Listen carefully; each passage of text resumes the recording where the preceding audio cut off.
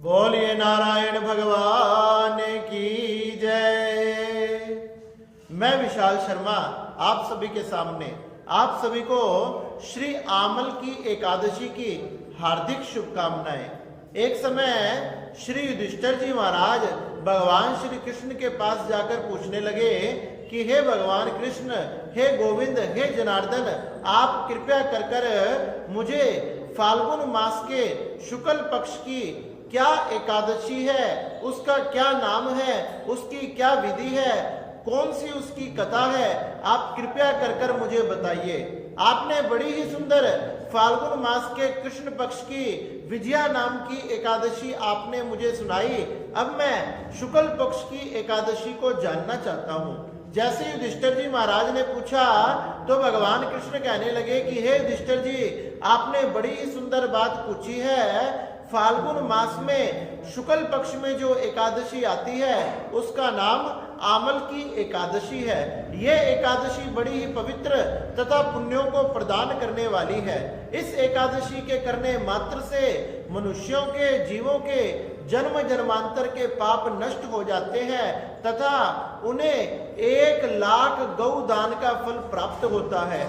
उन्हें 1000 अश्वमेध यज्ञ के फल का प्राप्त होता है तथा अनेक प्रकार के पाप उनके इस प्रकार भस्म हो जाते हैं जिस प्रकार रुई के ढेर में कोई माचिस की तिल्ली दिखा दे, पल में ही जलकर जिस प्रकार भस्म हो जाता है उसी प्रकार पाप नष्ट हो जाते हैं। और तो और ये एकादशी इतने पुण्यों को देने वाली है कि बड़े से बड़े पापी भी, व्याघ्र, शिकारी आदि भी इसको करने से मुक्ति को प्राप्त करते हैं। श्री युधिष्ठिर जी महाराज कहने लगे, आप कृपया कर कर मुझे बताएं कि कोई व्याघ्र, कोई व्याध, कोई शिकारी भी किस प्रकार से मुक्ति को प्राप्त कर लेता है।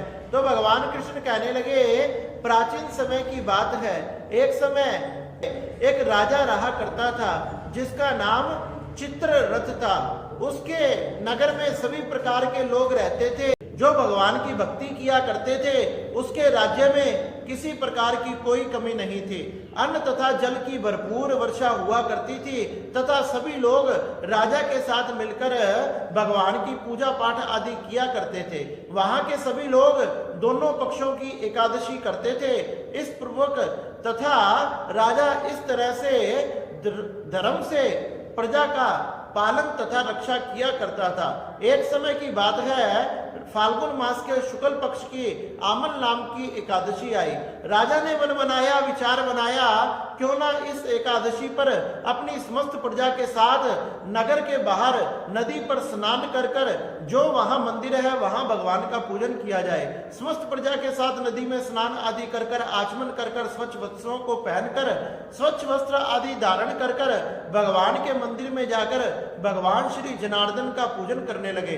भगवान का पूजन किया, अनेक प्रकार से षोडश उपचार से फल फूल आदि भगवान को समर्पित किए और भगवान को समर्पित करने के बाद वहीं बैठकर भगवान का कीर्तन करने लगे। उसी समय क्या हुआ, वहां एक व्याध आया जो जंगल में शिकार खेलने के लिए आया था। जंगल में उसे किसी प्रकार का कोई भी पशु तथा पक्षी प्राप्त नहीं हुआ।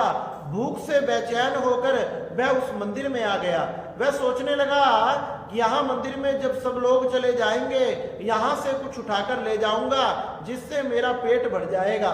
इस प्रकार वह सोचकर प्रजा के साथ वहीं बैठ गया और समस्त प्रजा भगवान का नाम का कीर्तन करते हुए कुछ समय बाद जो वहां ब्राह्मण देवता थे उनके मुख से एकादशी की कथा सुनने लगे। इस प्रकार से उस व्याध ने समस्त कीर्तन को सुना, समस्त एकादशी की कथा को सुना और इस प्रकार से भगवान का नाम लेते हुए, भजन कीर्तन करते हुए शाम हो गई। शाम से रात्रि हो गई और रात्रि में भी समस्त प्रजा राजा के साथ उस मंदिर में बैठकर भगवान का जागरण करते रहे।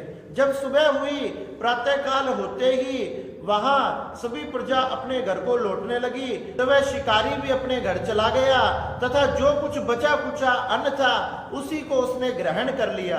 इस समय कुछ समय बाद ही काल उसके निकट आ गया और उसकी मृत्यु हो गई। इस एकादशी के करने मात्र से, जाने अनजाने में इस व्रत से, इस कथा को सुनने मात्र से अगले जन्म उसे राजा के रूप में प्राप्त हुआ, उसे निष्कंटक राज्य की प्राप्ति हुई, चतुरंगी सेना की प्राप्ति हुई तथा समस्त भूमंडल का एकमात्र राजा हुआ।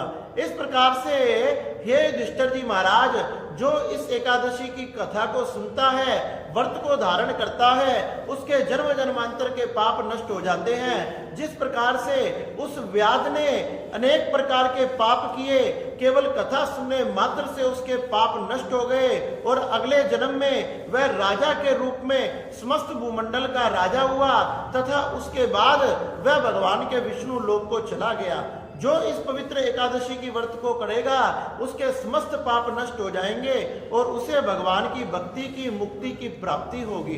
इसलिए सभी ने इस एकादशी के व्रत को अवश्य करना चाहिए। बोलिए नारायण भगवान की जय, बोलिए मेरे बांके बिहारी लाल की जय।